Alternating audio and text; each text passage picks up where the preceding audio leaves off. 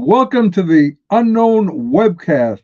This is just a bit of a trigger warning for those who believe words are more injurious than sticks and stones. I really am so conservative I can't turn left even when I'm driving. Absolutely true.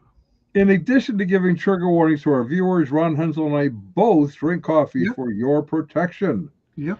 This week, Dr. Bill Roach joins us to talk about the problems of the battle for the perception of the dictionary. My name is Don Vino. I'm president of Midwest Christian Outreach, Inc. in Wonder Lake, Illinois, which produces the Unknown Webcast. And our senior researcher is Ron Hensel, who will introduce the sponsors of today's webcast. And here is Ronnie Baby. Greetings from sunny Florida, where the palm tree came out, saw its shadow, and now we have 12 more months of summer. Our sponsor for this edition of the Unknown Webcast is World's End Theology Outlet, your one-stop resource for half-baked heresies, dubious doctrines, and terrible ideas whose time has gone. World's End Theology Outlet, our regular legal disclaimer. Our guest on today's webcast, insert name here, that would be Dr. Bill Roach, has no connection whatsoever to any of the satirical content of the Unknown Webcast, hereafter referred to as the webcast, although we probably will not mention it again. This satirical content includes any and all commercials, end credits, puns, smart remarks, or anything else that might fall under the definition of satire. In the meantime, Midwest Christian Outreach, Inc. bears no liability for or responsibility for anyone's opinions regarding this satirical content. Notice the opinions expressed on this webcast are ours and should be yours too. If you enjoy it or if it really annoys you and you want to inflict it on someone else to ensure your continued access to this program, please go to midwestoutreach.org. Click the yellow donate button and contribute as you feel led. And as you do, never fear, this webcast is Y2K compliant. And don't forget to subscribe to us on your favorite video channels. And now our special guest, Dr. Bill Roach. Thanks, guys. I appreciate it. Yes. What you're supposed to say is, oh, go on. No, go on. So, more. So we have, I think it's going to be kind of a fun topic because it's really dealing with the issues of the times we're in and language. And Ron, one of the things that he kind of pointed out some years ago as we were talking about something is language is a coin of exchange in communication. Words are the coin of exchange in communication. Yeah. And if we think about that, then you come down to the question of, well, who controls the dictionary? And whoever controls the dictionary controls the language and how we understand things. Now, someone has said that it has been said that everything is politics. And that kind of comes to bear in what we're going to be talking about today. I wanted to share something that happened to us with Facebook a number of years back. As they started growing and expanding, they created categories for those with websites that seem to be kind of corporate in nature. And Midwest Christian Outreach is indeed a 501c3 corporation. So they gave us an option of corporate choices that we had to designate ourselves as. None of them were religious. Everything we write is religious. And was there a deadline for this? I think I'm trying to remember. Like if you didn't pick one, you were going to get kicked off or something. No, that's a whole different issue. That was because of some things that we had written that they didn't like. And if we didn't take them down, they're going to kick us off. So we're still waiting to see what's going to happen with that. But that's a different question. This one is, what will we designate ourselves as? And so the only option available, because we talk about cultural issues from a biblical standpoint, we are therefore a political organization in their thinking, because there's no religious organization at that time, at least. So once you do that, then what do you do with actual conversations about biblical issues in the public square? And this is kind of what Bill was talking about the other day when we were talking about doing this program. So why don't you weigh in, Bill, and give us a little understanding of what we're talking about? Yeah, so like we said, the first battle is always the battle for the dictionary, because if we do not have a standard definition of a word, or a phrase, then we're really sometimes just speaking past one another. And I think probably most of the people in your audience understand this already because we've dealt with it as it relates to the cults. And we know that sometimes Mormons or Jehovah's Witnesses or various cults out there, they'll use our vocabulary, but they'll define them in just completely different ways. And that really just illustrates the reality that we can use terms all the time, but if we don't have something that's a clear standard definition of those terms, we're speaking past one another. And now, based upon that, we also recognize that something else can happen. Let's just say we actually define our terms, we agree on our terms, we know exactly how they're being used, but when it's actually done, somebody will say, I don't know, I don't really want to deal with that. That's political. And by that, it seems like what's happening is that people are not just denying outright truth all the time, even though they usually are. But what we're finding is that we're finding the way that the temptation and how error is rarely advanced through denying truth outright, but through subtle acts of reclassification. That's the key. By shifting categories, it starts to dull our moral perceptions, our perceptions of truth, and it reframes them in light of maybe vice or virtue or politics in that regard. And what happens is that the reality of it is that no longer do these things appear as just deception. They appear as reasonable explanations for what's taking place in the world. Oh, this guy's giving a political analysis, but the reality is they're most likely not only jettisoning the concept of truth, but they're reclassifying the categories of the things that we're talking about. So conversations, when that happens, when you take it out of the arena of truth, they no longer have to be refuted. They just have to be reclassified. And those who buy into them have to be depicted as some kind of opposer in some way, shape, or form, and different from us, so you don't actually have to deal with the situation. And we find ourselves in this situation all the time. It seems to be like the dominant mood in which we live. Yeah. Yeah. So definitions are clearly are important. Otherwise, we're not going to communicate well. Just as an example from my pre-marriage days, I was dating this beautiful young lady, which we married, and she asked me if I would go shopping with her, and I thought, shopping, okay, that's like going to be 18 minutes. We'll get in the car, we'll drive to the store, we'll walk in, we'll buy a dress, it'll be whatever, a blouse, it'll be whatever size, whatever color, and back. It's 9 minutes up there, 5 minutes to buy. Yeah, I'll go with you. And when we arrived, we didn't walk into a store. We walked into the middle of the mall, and we wandered the hallways of the mall where she looked in the windows. And then she wanted to stop and have a cola. And what I didn't realize is for her, shopping is not going to get stuff, it's to have a relationship. And we were out there an hour, and I was losing my mind. So I learned fairly quickly that we need to define what we're talking about so we don't be angry with one another. But this is more than that. It most definitely is more than that. This is one where I will grant it can be just a dictionary issue, but I think it can be a dictionary issue and even more in the sense that in the reclassification of what's going on, it's not only a shift in the conversation that's taking place, but it's a political labeling as a conversation ending device, or it's a way to not just end the conversation, it's to label you as an individual who is in some way, shape, or form morally irresponsible, or somebody who's not dealing with the real issues, pushing an agenda over whatever they deem to be the most loving thing, and so on and so forth. So let me give you an example of Well, this. can I try to put it in my own words first? Yeah. What you're saying is their response is you're just being political, and therefore you can be dismissed. Exactly. So like I want to classify that as a particular kind of fallacy, informal fallacy, Straw man, maybe. Usually it is something like that, or it's an equivocation fallacy where they think they're Yeah. talking about the same things, but we're really not. Okay. In that regard.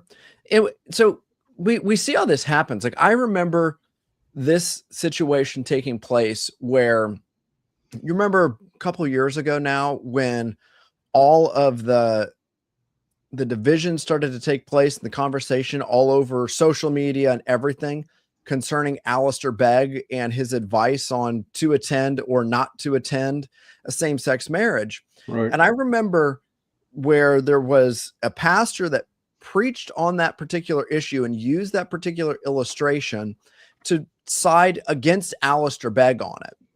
And then what was interesting is that we went back to a small group meeting, and there was an individual who was in there. Just to give a little bit of the background on it, he had a daughter that had become a lesbian and got married as a lesbian, and he hit the roof on it. And I probably suppose that the issue is that he not only attended but funded that quote unquote same-sex marriage. But as he's going on, he's getting mad, and he says, so-and-so shouldn't bring politics into the pulpit. And at that point in time, it was a means to just silence the entire conversation. And it took it out of the arena of what is the Bible's doctrine of marriage and how should we look at that in the ethical implications for Christians today. And it was used as a conversation sort of ending device. And the charge is political, and it functions as a conversation starter instead of a description category. So instead of engaging on the substance of the argument is dismissed by assigning it to some kind of nebulous political domain. And once a claim is categorized this way, it becomes by definition and suspect by definition. So if you push back on it, well, you're just pushing politics. And the label performs as a rhetorical work. It signals that the claim doesn't need to be evaluated on its merits, but it just needs to be evaluated for the labeling process. So it completely shifts the conversations that take place within churches and theological conversation altogether. And we need to be aware of it. This is my final caveat on this, is that there's this old adage that somebody had said something like this, like, I know what I'm talking about. I know what I see. I know that manipulation, it does not work on me. And what happens is that we have to see it for what it is. It is a linguistic manipulation type of device to keep pastors from preaching about particular topics, or small groups, or Sunday school classes, or moms and dads, or whatever kind of situation. We have to see it for what it is. It's a informal fallacy that's being used to silence conversations. Well, we could say, well, to the extent that marriage and sexuality, on the sexuality on which marriage is based, is something that happens in the public forum, and we have civil laws that pertain to it. These civil laws were voted upon and adjudicated. Yeah, I mean, you could say, if you apply those criteria to other things, like, well, we can say that food is in the public forum, and we could say, gee, there are laws about food, don't put poisons in it. Certain processed foods have to have nutrition statements. I mean, the government, but does that mean food is just political? Food comes in handy. There actually is a whole category of thought out there that does label food political, which is interesting. It's called critical fat studies. Well, that is I'm serious. Like critical race studies, it's called critical fat studies. Anything that begins with any so-called, and I'm using this term generously, academic discipline, so-called presumed academic discipline that begins with the word critical, is nothing more or less than a Freudian Marxist paradigm. And that's exactly what I think's going on here, is that it's a form of psychological warfare that's being used. And what's interesting is that I know, Dawn, you're aware of the book that I worked on that's coming out later this year, Faith in the Crossfire. Right. Yeah. And I deal with a lot of these kinds of things in that particular book. And as people who do sort of worldview issues and we deal with apologetics, we're used to the idea of Weltanschauung, that you can't be a good apologist unless you can, quote the German of something they say, and that's worldview. And we're also very familiar with the old thing talked about related to Hitler of blitzkrieg, lightning war. Well, there is a combining of those terms that is Weltanschauungskrieg, worldview warfare. But you know what that's really can be translated as? It's psychological warfare. And it's a way of manipulating the minds of people. And think about what happens when somebody does this to us, this particular kind of manipulation like this. Somebody says it, they put the label on it, and you immediately feel uncomfortable talking about it. Immediately. Because that's what it's meant to do. It's meant to silence conversation. And I think that we can look at the use of the word political, labeling it something like that. Let's look at other labels that people put on it. Like I think Ron was trying to get at this in one sense of how these labels function. We're having a conversation on whatever the topic may be. And if I just call you a racist, it does the same thing. It performs in the exact same way, is it now puts everything into a category by which you should interpret the entire conversation, the moral framings, the truth claims of it. And when it came to critical race theory, we knew from the literature that only a certain particular type of person, namely the person from that race, can talk about it. But when we label it into the realm of politics, it seems like nobody can talk about it. It's a conversation ender altogether in that regard. So then it raises the question, well, who's right? Well, if it's Marxist in its origin and it's Marxist in its method, well, the person who's right is the one who has the desire to will it into power the most. And it shifts things from the category of truth to the category of power. So historically, doctrinal claims were debated on the basis of scripture, reason, and theological, tradition or historical theology. Today, they are interpreted primarily as instruments of social and political influence. So when a theological claim is treated not merely about something as it's relating to reality, but as a political power claim, the debate effectively ends before it even begins. Yeah. We, as a culture, and, we've watched this happen during my lifetime. I remember, if you go back into the 1960s, you had liberals and conservatives, and they fundamentally had the same worldview, but they had different ways of fixing the problems that they both agreed were ongoing problems.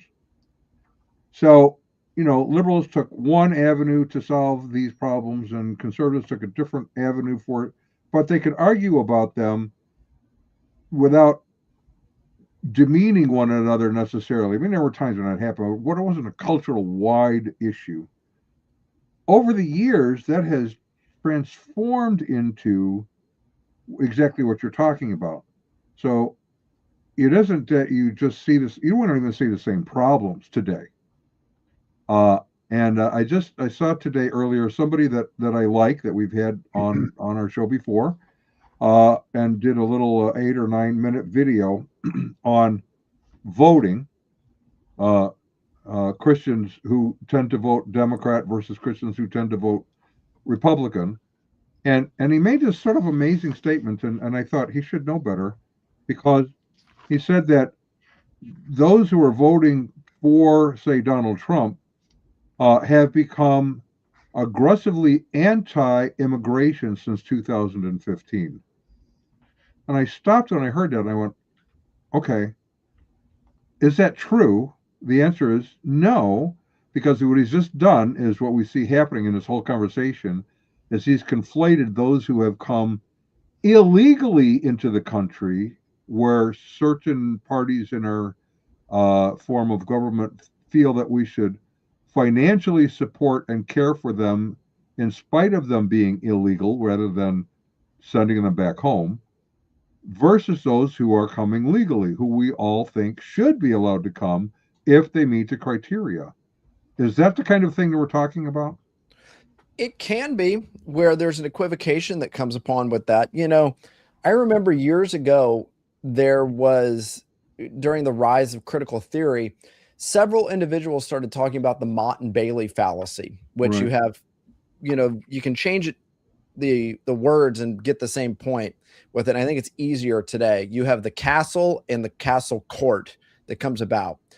And when you are in the castle, you say one type of claim. When you're in the court, you say something else, but you act like they're the same. So for example, you could do something like this. The classic education theory on this. Somebody comes in, they're clearly Marxist woke in that regard. And they say, in order for us to rightly teach children, we must chain them up so that they can relive the slave experiences of coming across in the transatlantic slave trade and so on and so forth. And then you get 5, 6, 7, 100 parents that go, you're not chaining my little kid up in order to have your little woke powwow teaching moment. So then the teacher goes, and this is where the analogy comes in, runs into the castle and says, oh, no, no, no. What I really meant is that I just want to have real lived experiences through our education process. Usually things simmer down, the she comes back out, and yeah. she does the same thing, but she says a much harder claim when she's out in her court again. So what happens is you have the real claim that people want to push forward, and then you have the softer claim that sounds like the first claim, but it's really different. And they ping pong back and forth. And that's what's known as an equivocation fallacy. And I think that's what goes on in the analogy you're giving, is that they're redefining terms all the time and they ping back and forth between them. And what I'm saying is that whenever we look at this particular conversation, it's not just an equivocation fallacy. It's a broadening of the categories upon which things apply. And this is what I mean, is that there was a time where we would recognize marriage is a social political aspect. It's not just a theological thing. I mean, the sheer fact that our world of politics has laws relating to it does make it political.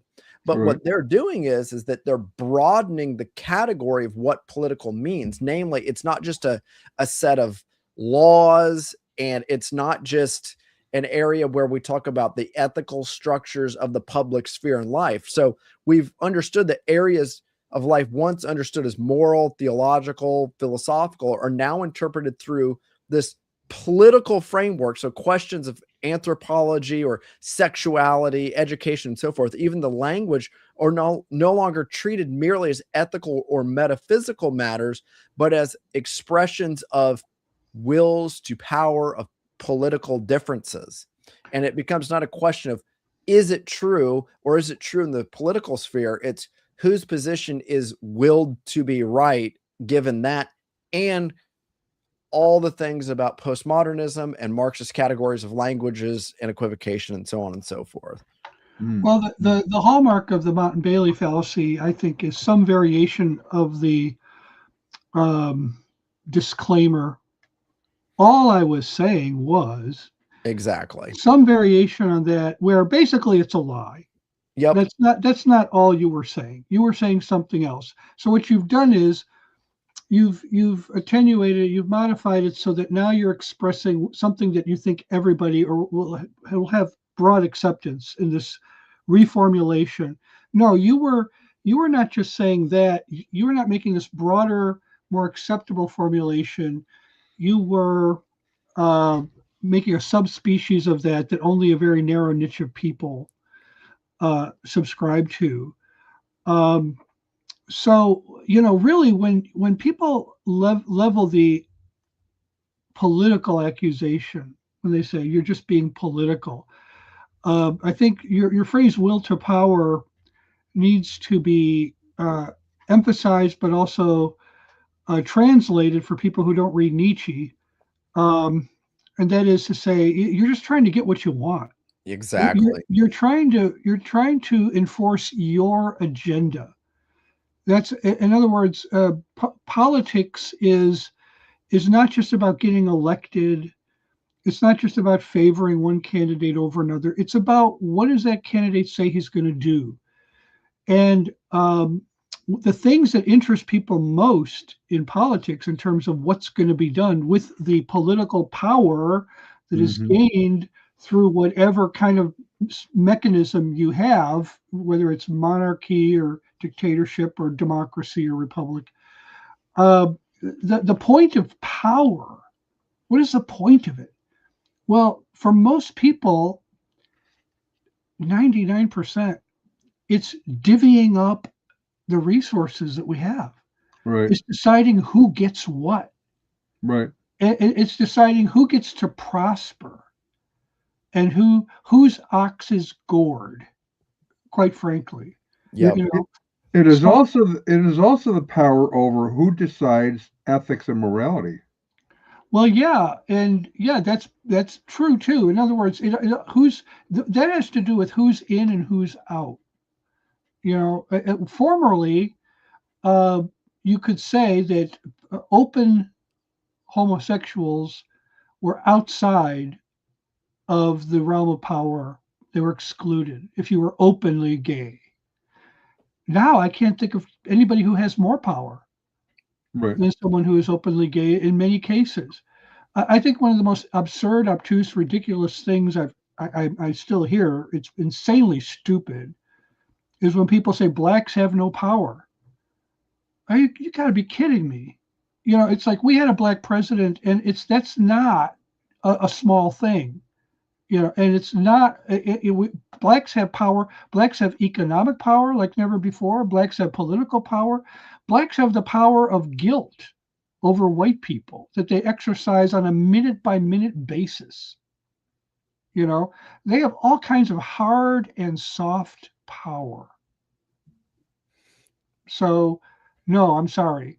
So sometime in the 1970s, somebody decided that we had to redefine the word racism. Speaking of equivocation, I think her name was Judith Katz, I forget. Well, anyways, racism, she said, was now prejudice plus power, or at least that's how it became condensed. That was the condensed version of.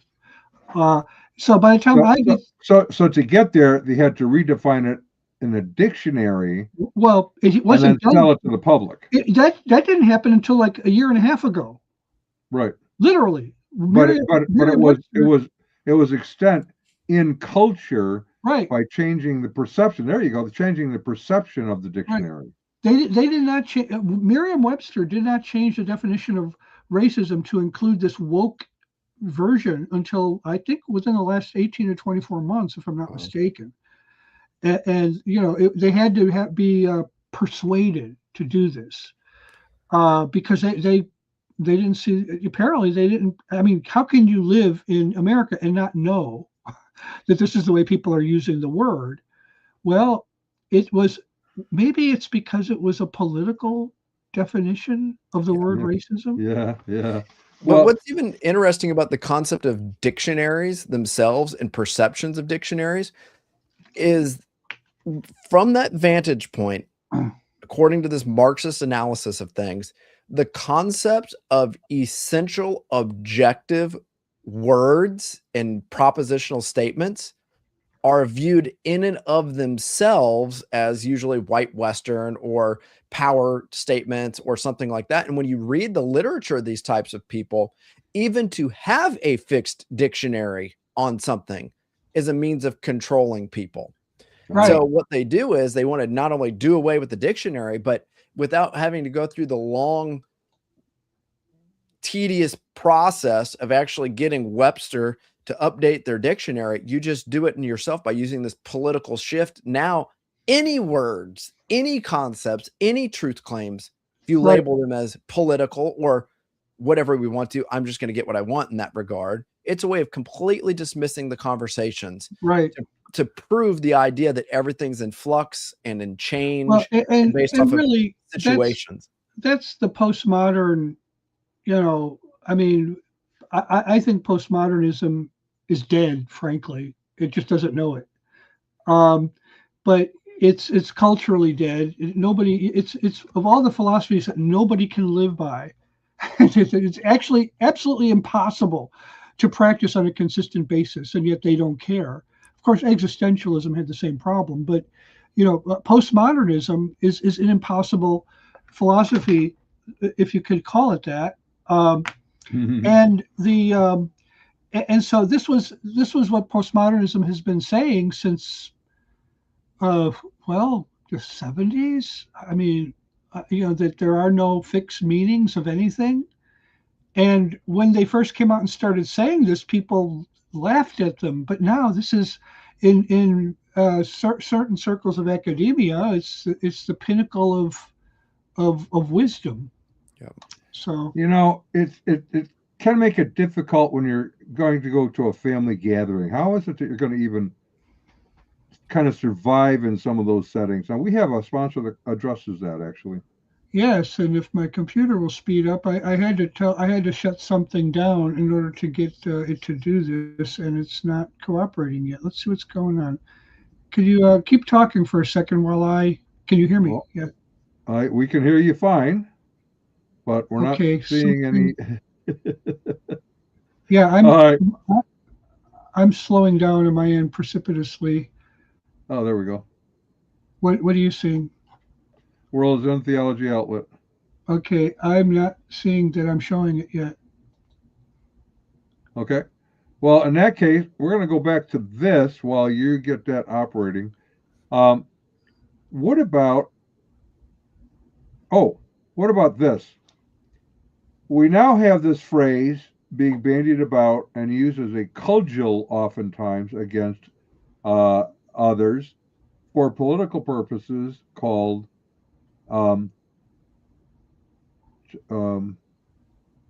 justice. What's it for justice?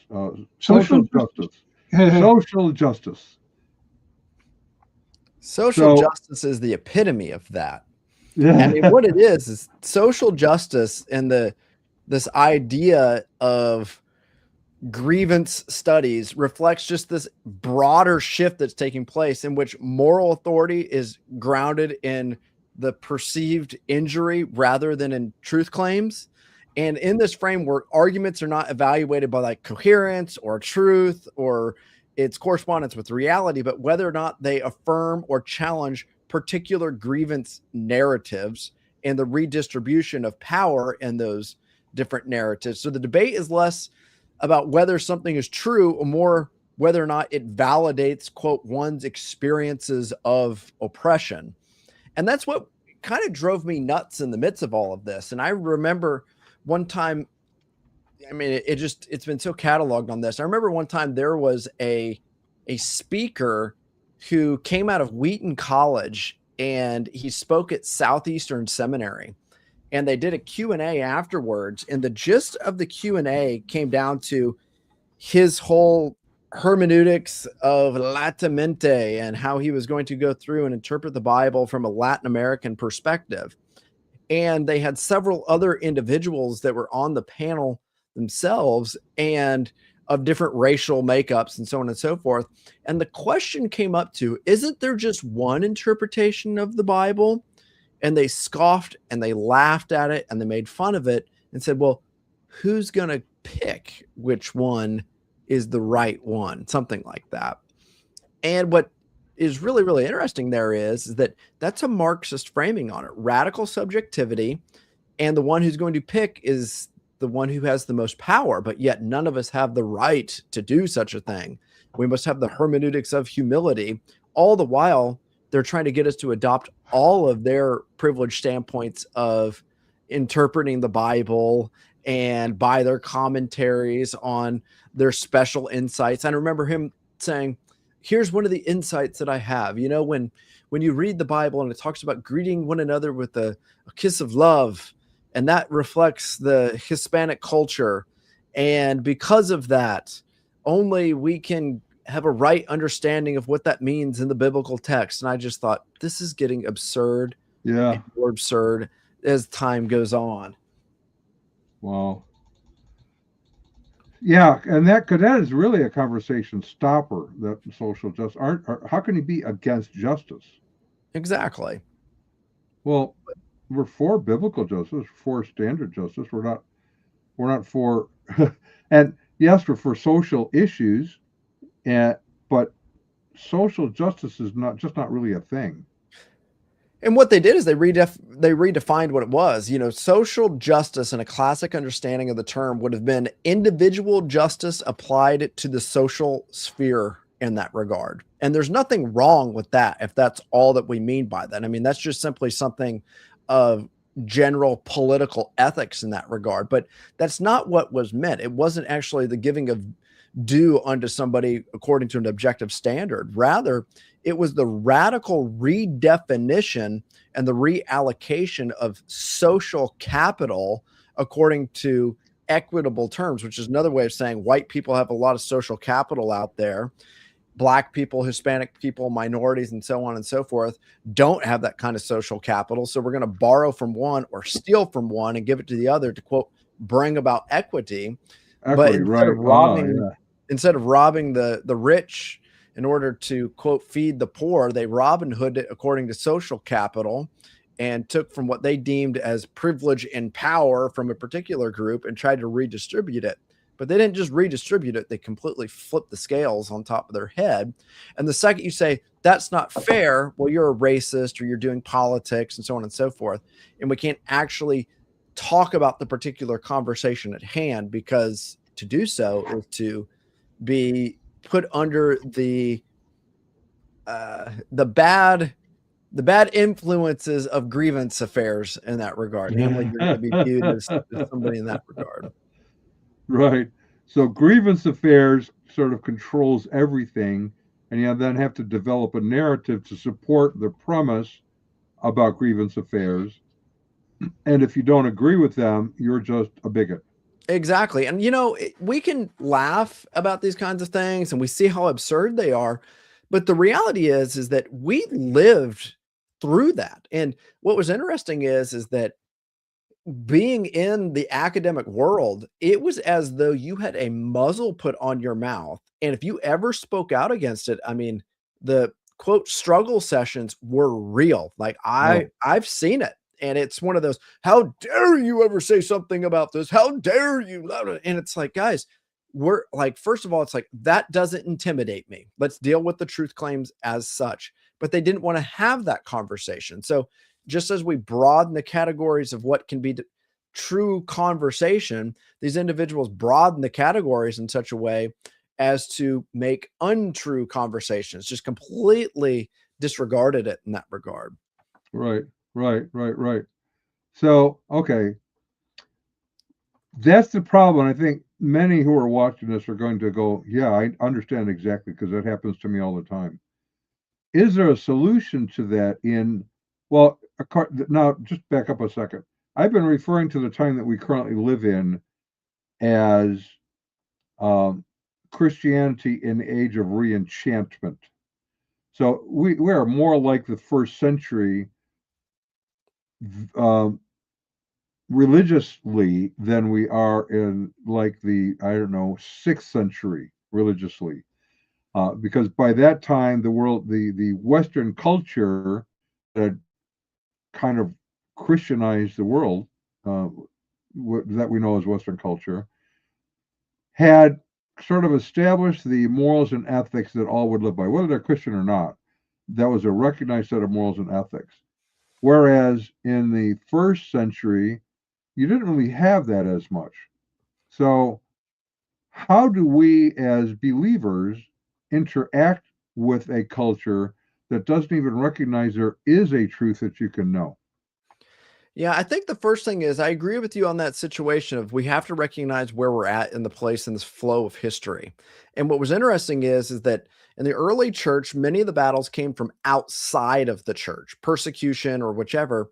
And then there were clear times where the battles came inside the church through internal heresy and so on and so forth. I think what we're facing now is it's both internal and external. Right. And that makes a big deal because engage on these topics, or when I engage on these topics, very rarely do I find much of a difference in the way that the two different sides, namely the church and the world, engage on these. Very, very rarely with it. So what I have found is that the method, I mean, in one sense, Francis Schaeffer was right. Like, we're all downstream, whether it's 20 years, 30 years, or whatever, from the predominant ideas that affect us in culture. So here's how I have found as a way to respond to it. I don't see any significant difference, because I can't quote the Bible with some, and they'll just dismiss it as political. And I'm not even getting to an apologetic methodology at that point. You get my point on this. I do, yeah. Here's what I have found. Have you ever, we'll illustrate it and then we'll label the point of it. Have you ever had somebody that's trying to sell you some kind of idea, and they're telling you their story about whatever it is? It could be a businessman. It could be anybody that's out there, you know. Like, I kind of joke in this regard. I was not raised in like your put together good Christian home with, you know, the two parents and the dressed up suits and this, that, and the other. Like, I was raised going to pool halls and bars with my dad. So like, the idea of stories and hearing the guys tell their stories, and we can have a lot of ways we could describe those stories. You start to realize, wait a minute, this guy's kind of full of it. And once you start recognizing that, like, the narrative falls apart, like it's not true at all, the whole thing kind of ceases to operate, because it's like you called out what was going on. And so, like, for example, we used to have these ones that some of the family used to call Dale stories.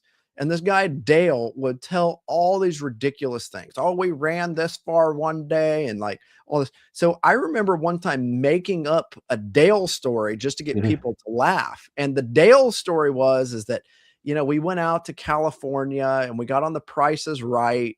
We won our bid. We got it exactly right. And then we spun the $1 on there, and then we got the extra, and just, you know, all the rest and all those different kinds of things. But then people would be like, this is a Dale story. Well, my point is this. We know these kinds of things. What is it called? Stories are narratives that are trying to reach their end.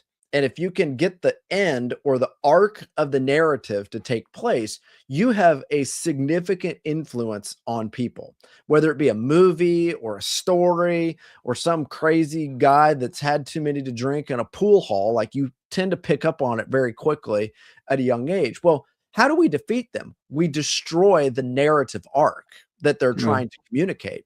So as it comes to this, it really does come down to the narrative arc these people want to do is they want to push forward a new ethical and theological and social reality upon you. That's the goal. They may do it in 100 different ways, but that's the goal. And one of the means by which they're doing that is they use this whole that's political in order to get you to stop thinking about what's going on. And then by the time you realize it, it's too late. Either the law has been shifted or the proverbial horse is out of the barn, whatever analogy we want to use.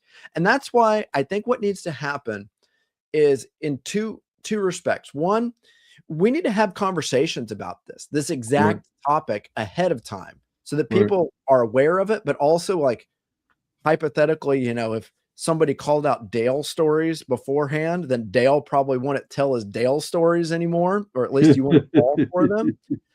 And I think when they're done in that regard, when they're done that easily, it seems like the charge is taken away from it, namely like the divisive aspect. But if it's in the midst of it, brings me to my second point. You need to go back to that old adage of what was saying, like, I know what I'm talking about. I know what I see. I know that manipulation. It doesn't work on me.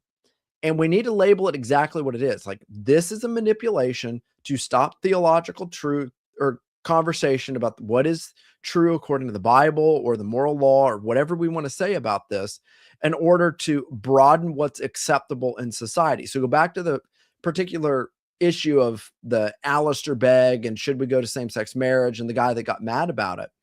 In that particular situation, what was difficult was he was visibly angry. So you kind of have to have some wisdom on, am I going to kick this hornet's nest or not right now? Right. But the reality is that you need to say, you know, do you guys realize what you just did? You just took something that is a clear biblical doctrine. You know, in one respects, like the first institution God established in the Bible was marriage. And we've completely taken it out of that category. Do we really want to go down that route? And I don't think so, but we know how this functions. So that's how I think it needs to go about. We need to talk about it in advance. We need to call out the manipulations, and we need to silence them, because the Dale stories will stop at that point. They do. We need to be able to do that in a public square. Now, one of the you're talking about the way that we need to deal with that. I have a slightly different way that I handle these kinds of things, because they usually come to me and they go, "You're mean," or something along those lines. "You're racist, you're bigot, you're mean." And my response usually comes something like this: "You could be right. And I might be short and fat as well. A lot of other bad things I could be. And I could give you my kids' phone numbers. I could tell you stories that you would love to hear about me. The question really comes down to this: am I wrong?" Yeah. Right? So I don't really care if you make an assault on me. It doesn't matter to me what you personally think about me. What matters is this claim true? And why should I accept your definition of the claim? Yep. I agree. And I think that's what it is. That's another way of saying, like, we need to reestablish the proper categories again. And I think one of the realities is this, is that we can live in whatever age, the postmodern age, the modern age, the whatever, Right. you know, we can play that game forever, but we still live in God's world, and God's furniture is still set up in God's world. And when we don't want to recognize it, our shins hit the coffee table at 2:00 in the morning. They do. Yeah. And that's what I think people really need to be pressed about with it. And that's one of the things where I know he's a name that has fallen out of use in many circles, but I think that's what Francis Schaeffer did better than anybody else, is that the real test of these things is ultimately these truth claims, but there's also Right. the livability test, the practicality test. And if things were reversed, nobody wants to do that and label these things that way. They don't live that particular way as it relates to how these categories exist. And I think that's what you're getting at in another sense also. Well, and it is an important, I think, an important aspect of what we're doing in the culture that we currently live in. I spoke this past Sunday at a church, and my topic was building the Tower of Babel 2.0, and kind of explained how we got here.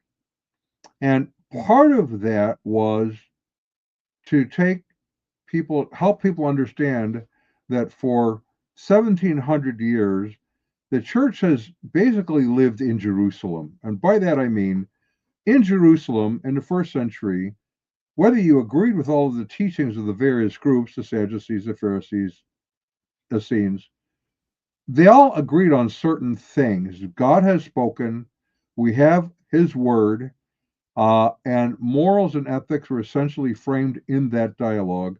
And so you could walk up to somebody and debate with them based on a common worldview, let's say, even though you had different takes on it. Mm-hmm. And so you could quote Isaiah, or you could quote Malachi, and say, here's what he said, and then you could debate on whether that's what it means or not. Paul did an interesting thing, though, when he went to Athens. He didn't appeal to the Bible.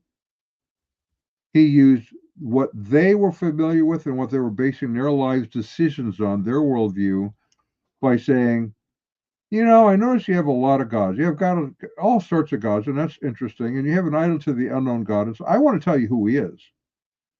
And from that, then, he used their poets and philosophers. So he was familiar with their culture. He was familiar with their beliefs. He was familiar with their literature. And he used their literature against them to make his case. How does that reshape? We as a church, pastors and elders and teachers, should be preparing our people to live in a essentially pagan culture.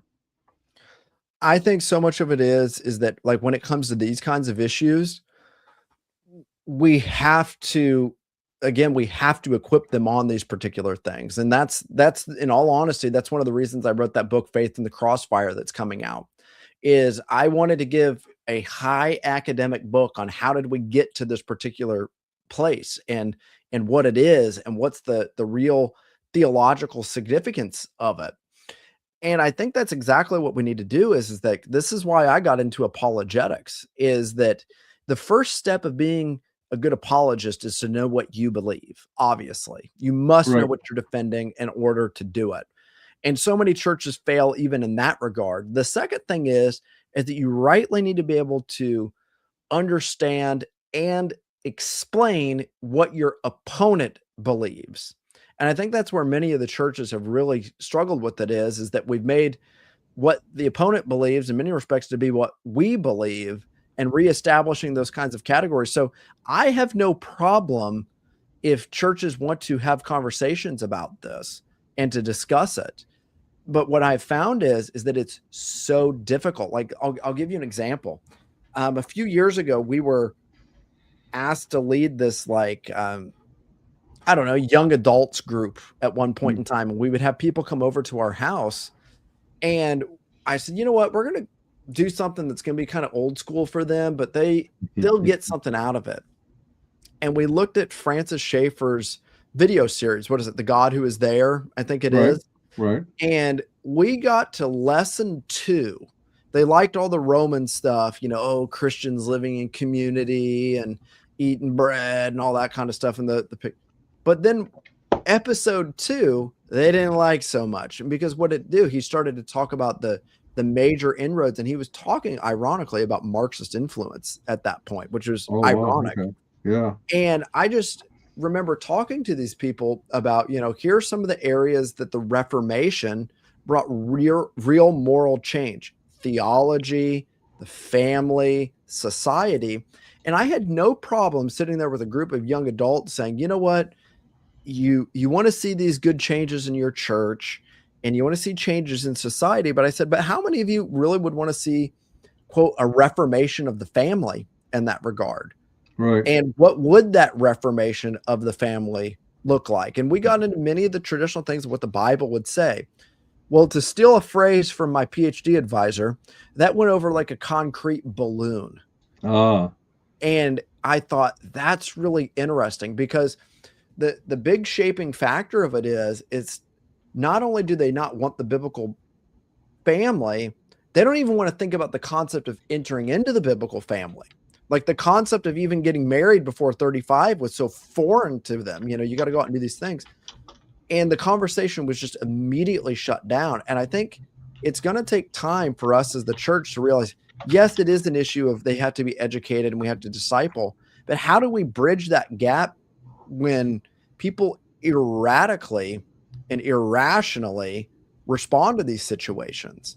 That's where I find it to be very difficult because I can't control that. And I'm not saying I'm a control freak, but I'm just saying that's where slow discipleship is going to have to take place.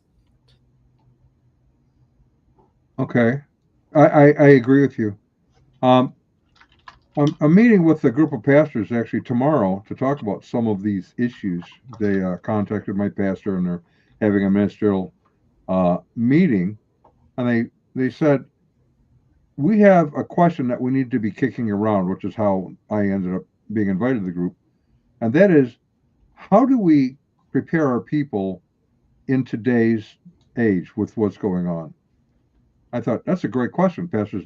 We've been talking about this for like 30 years. Yeah. For apologists, it's like you do what we've been doing. That's how you do it, you know? Yeah. And so, like yesterday, after I got done speaking and I went out to lunch with a number of people and they were asking me questions, and I went back to this analogy that I just spoke to you before. I said, the problem that you're having is you're asking me how to address what's going on in culture thinking we're in Jerusalem. We're not. Yeah. 30 years ago, you could hand someone a 4 spiritual laws tract, and they fundamentally understood what God you were talking about. They fundamentally understood what the issues were, whether they agreed with them or not. And then the Holy Spirit may convince them and convict them to come to the faith. Today, you can't really do that because if you hand them a tract like that, they have no idea what it's talking about even. Yeah. And, I think I was on the cusp of that in my conversion, which is really interesting is that I didn't even know what a Bible was until I was a mid-teenager. Like literally, I had no clue what you were talking about. It's a book the people at the church would read, but like what it is, what it's trying to do. And so I became a Christian going into my freshman year of high school. And afterwards, I'm like reading the Bible and I knew nothing about the stories at all. I knew nothing about it. And so the first time through, it's like, hey, did you know that this? And people be like, yeah. And I'm like, well, I didn't know, kind of thing. Exactly. But I think this is what's interesting. Here's another way of framing it. There was a time in Western society, and I'm thinking about the times of people when they were going through confessions and they were being catechized and they were rejecting the Christian faith. These people are a group of individuals who are largely rejecting that which they know. Today, we're in the exact opposite. People are rejecting Christianity, but they're rejecting something they largely don't know. And they don't even have the theological vocabulary or the basic categories. So at that point, a lot of times I have to explain to them what Christianity actually is, right, in order to find out if they actually disagree with it or not. It's a complete inroads difference with it. And sometimes that's fine. And, I remember one time sitting in this office, actually, there was, we had some people over, and I remember somebody came over and they were looking and they were very sincere. And they asked the question, I still remember it. Do you think we can even know anything about theological truth? Something like that. And it's because the person didn't even think the category of truth applied to these matters. And I'm like, that's a totally different situation that we're applied to. So we had, this goes to Friday, perhaps. We had done our blog last week. I don't know if you saw this one, but it's the title of it is Progressive Christianity Christian ? And we used a little bit of Machen's material, but we went through and made our case that you might be a Christian as progressive, but progressive Christianity is a different religion. Yep. Essentially like Machen did. And, many people really liked it, but in one of the, and oddly enough, it's an apologetics group where there are progressive Christians in there who just were losing their minds. Yep. Because we're Christians too. We hold to the fundamentals. As it turns out, they didn't really necessarily hold to the fundamentals. They're quoting Peter Enns, for example, and others. But that's another story. Yep. Well, it's funny. I know a lot of people that call themselves Christians, but they're really Mormons. Yeah, exactly right. Like we're Christian too. You can say it all you want, but there are fundamental theological divides that mean that we cannot be the exact same. Like there's no, superficially the same, like maybe the basic words, but when we define those words, the battle for the dictionary, we find out that there's key theological differences. But again, what happens when you tell a Mormon that they're not a Christian? Do they debate the theology, or do they throw some kind of rhetorical device at you in order to dismiss the conversation? I think that's exactly what people are doing here with progressive Christianity and the inroads of these kinds of things. Battle for the dictionary and rhetorical devices. It's funny. One of my favorite things to do in logic and teaching logic, I actually like studying informal fallacies. They're the most fun. Basic logic's not that difficult. I mean, you can get into like abstract symbolic logic that just feels like math class and it's boring as can be. Yeah. But I was basic wondering when logic somebody would is say that. terribly difficult. Informal fallacies, man, that's where they're at. That's when they're fun. Once you figure that kind of, and I think that's exactly what we have to see. These are informal fallacies that are just dominating theological and typical conversation. Who invented formal logic anyways? The equation forms of logic. I mean, people say it comes from Aristotelian logic in that regard, but ultimately it was God. No, I'm talking about when I'm using the term formal logic in the sense of when they use symbols that look like equations. Oh, it's modern symbolic logic. It comes straight from the analytic tradition into Russell and all those kinds of figures. Okay, like that. Bertrand, good old Bertie. Yeah.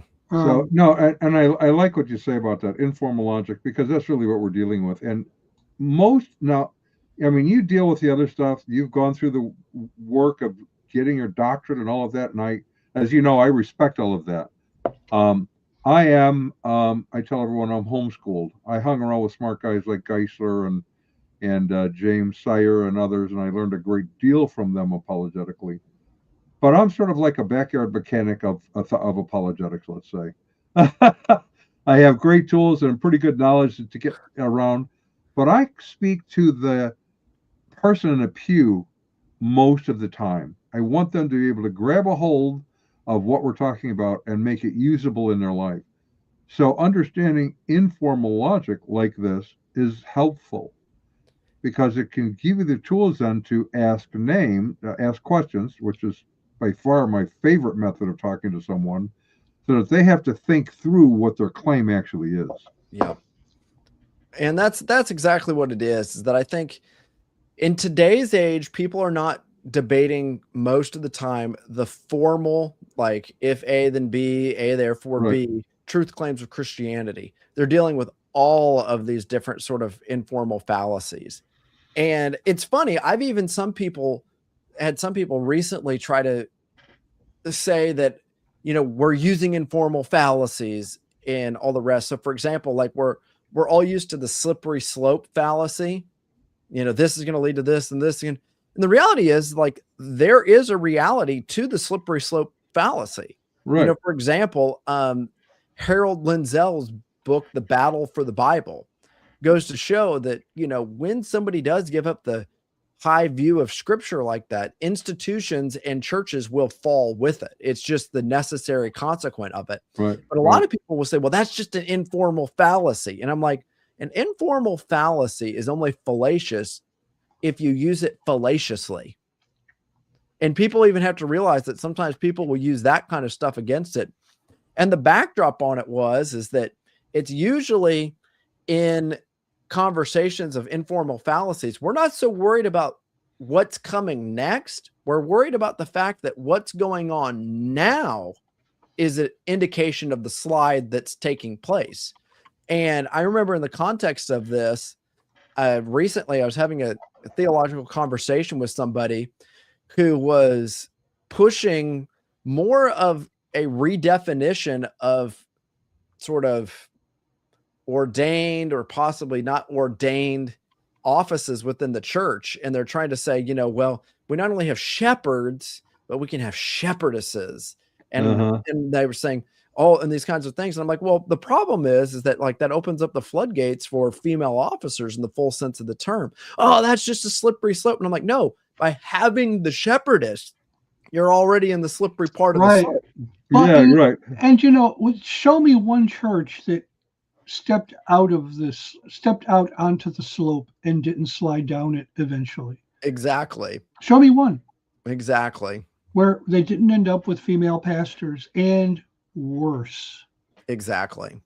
And my whole thing is that in today's day and age on that particular topic, it's not only redefining the offices themselves, but it's redefining the relationship between who can serve in the offices or not. And I'm like, and it's sending a clear message about the roles of men and women in the church. Right. And I remember during like the marriage debate, marriage exists as one man plus one woman. Like that's what it is. That's what marriage is. And you start looking at it, and at that particular time, they were defining, is it man and woman? So they're dealing with those categories. Well, why can't we debate one man and one woman? Why can't we start to move on those?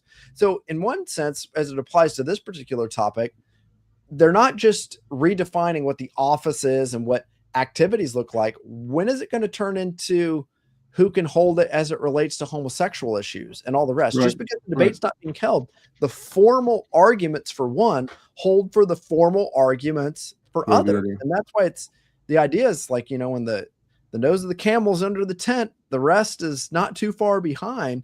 And it's not being used fallaciously to point that out. It's a matter of just historical understanding. And so, for example, didn't expect to bring this up, but, one of the reasons the PCA was founded was an issue of ordained church offices. Like one of the things that they left the PCUSA over was ordained church offices in that regard. And now it's being debated again in these redefinitions of terms. And it's not just the PCA, it's the SBC, and it's many of these other ones. It's like, guys, no, we can't just label these things and redefine them under these types of categories. Like, they really do matter in that regard. Yeah. Well, just, yeah, I mean, if you want to know why there is such resistance to female deacons to this day, 50 years after the PCA was founded, it's because back in 1973, when the PCA was founded, they perceived that as the first slip down the slope. Yep. And, by the way, it was the PCUS that they left, which was the southern branch of the Presbyterian Church. There was no PCUSA as we know today yet until the merger in 1983. Or was it 82 or 83? I confuse the founding of the EPC with the merger of the UPCNA and the PCUS into the PCUSA. So, in any case, sounds like you're giving us a new rap song there. That's all I gotta say. It's hip hop. It's back in the PCA. Yeah, but it's reformed hip hop is what it is. Exactly. But it's it's like we've been there, we've done that, we bought the T-shirt. Yep. I mean, we know what happens. We know how this play ends. We've seen it before. It just irritates me to no end when people bring it up as though you're ignorant of all the arguments involved when they themselves are only bringing one side of the argument to the table to begin with. Yep. It's like we've seen that old tired argument before. Yeah. We have run over time here, so we're going to ask Ron. I'm hoping that my technical issues have been resolved. I think I know what caused them, and I hope I fixed them. But let's try to give credit to whom credit is due. Hello. Okay. Our resident cult leader profiler is Neil before me. Our wardrobe manager is See How It Fits You. Culinary services are provided by Chef Ham and Cheese. Our tinfoil head provisioner is Justin Gase. Jehovah's Witnesses coverage comes from Armageddon and Be Opposer. Our Mormon Archives manager is Polygamous. Our Liberal Denominations Bureau Chief is Lucy Goosey. Our transgender issues coverage comes from Ben Hur. Special correspondent for cults based on the Hindenburg disaster and flying turkeys, Ode to Humanity. Our fact-checking supervisor is Yoleg Pulling. Technical assistance comes through Murky Research. Our legal advisors are at the law firm of Dewey, Cheatham & Howe. Our grievance resolution director is Giovanna Pisami. Our director of privacy assurance is Wiretapping. And original idea sourcing comes from Drew A. Blank. The Unknown Webcast is a production of Midwest Christian Outreach Inc. in cooperation with Emergency Manicure Productions, both of whom are solely responsible for this content, although you will never be able to prove that in a court of law. Never. And notice that it finally says copyright 2026. I did notice that. Thank you so much, Ron. I got that fixed at the end of last week's show. After. To all of you out there, thank you. Nice seeing. Thanks for joining us.